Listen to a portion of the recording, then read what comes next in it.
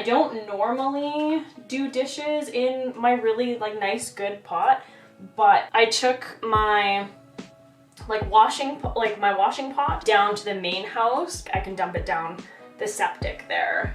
Maui is not feeling great. I wanted to have a chat about grocery store like tips and tricks, I guess, because we all know that prices in the grocery store are like super high. So a lot of folks have been coming to me and they were like, Sydney, I don't have time to like wait for spring, but I kind of need like some tips and tricks now.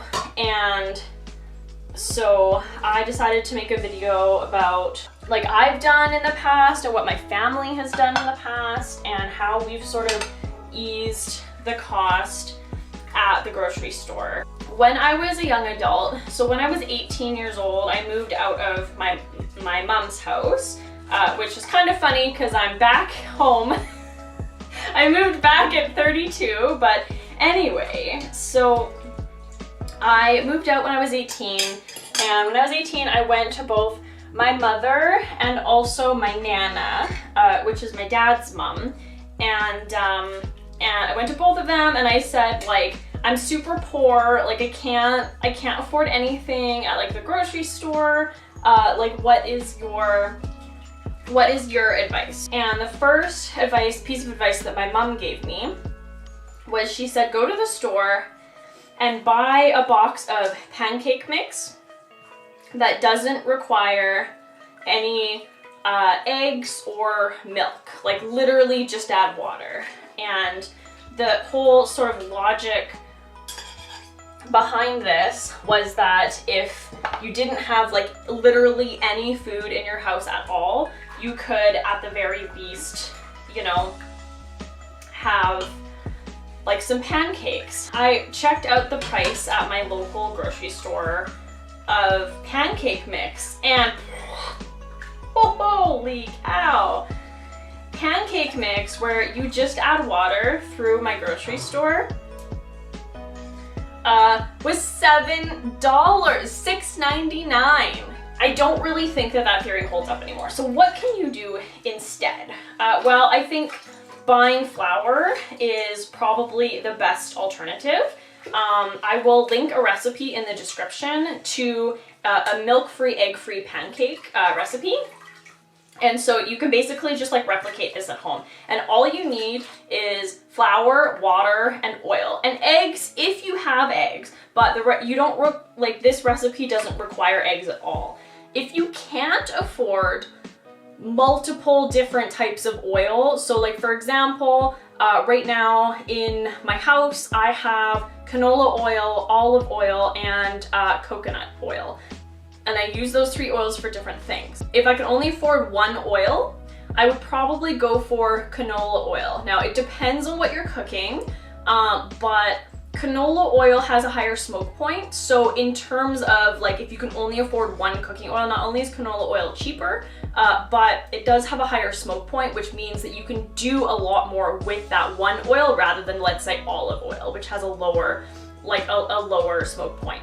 So another thing that my mom and my Nana had always told me is that if I can't afford fresh fruits and vegetables, which is totally fine, there's been many times in my life where I haven't been able to afford like fresh fruit or veg. Frozen and canned is totally fine, totally acceptable. Your main priority should be maximum nutrition. Typically what I'll do is I will go for frozen veg and canned fruit. With frozen veg, you want to just look for just vegetables. So some of my favorite frozen vegetables are frozen peas and frozen corn, especially in the wintertime, because I don't want to eat a whole lot of salads in the wintertime.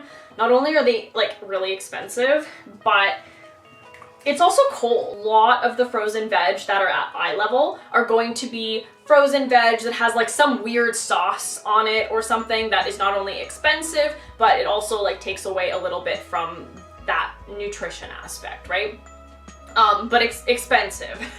Those tend to be really expensive. So look down, always look down. That's the trick to the grocery store. Anything at eye level is going to typically be the most expensive. If you look down, or sometimes up, but usually down, that's where you can find store brand, no name brand, anything like that. Now you can also buy frozen fruit. I will generally only buy frozen fruit for like smoothies, right?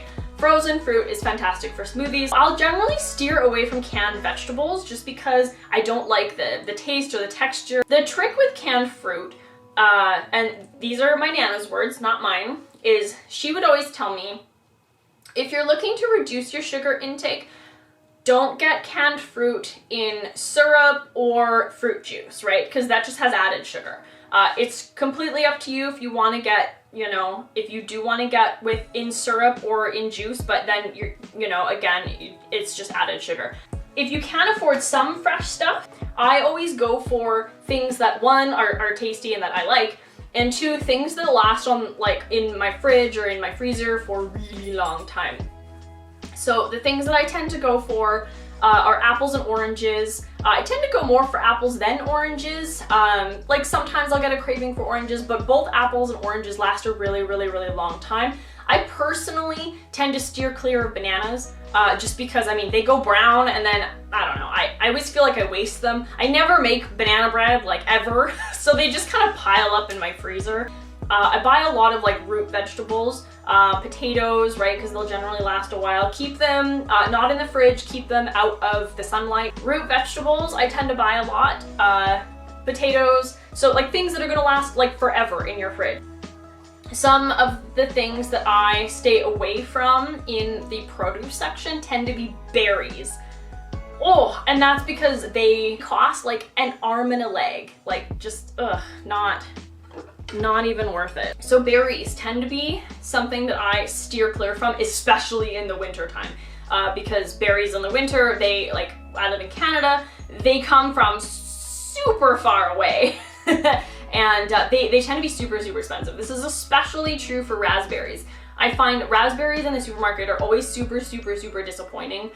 They're always squished. Like, they're not, like, they're just, personally, they're just not as good.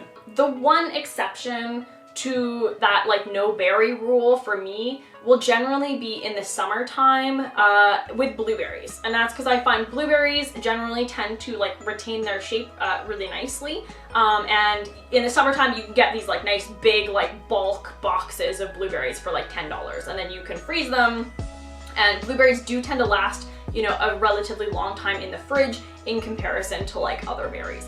I am gonna do another video about, like, which berries are the best to grow, but that was a decision that I made years and years and years and years and years ago, that I was not going to be purchasing berries regularly from the supermarket, and instead I was gonna make the decision to grow them. If you can afford it, buy popcorn. I would buy popcorn any day over chips. Do not buy microwaved popcorn. If we're just talking about price, it is the same cost, price-wise, as popcorn kernels, and you only get like 4 bags or something in it. But what some folks may not know is that popcorn is actually a whole grain, and it's one of my favorite types of whole grain. If you can only afford one type of oil, this is one of the reasons why I would recommend canola oil, because you can just do more with it.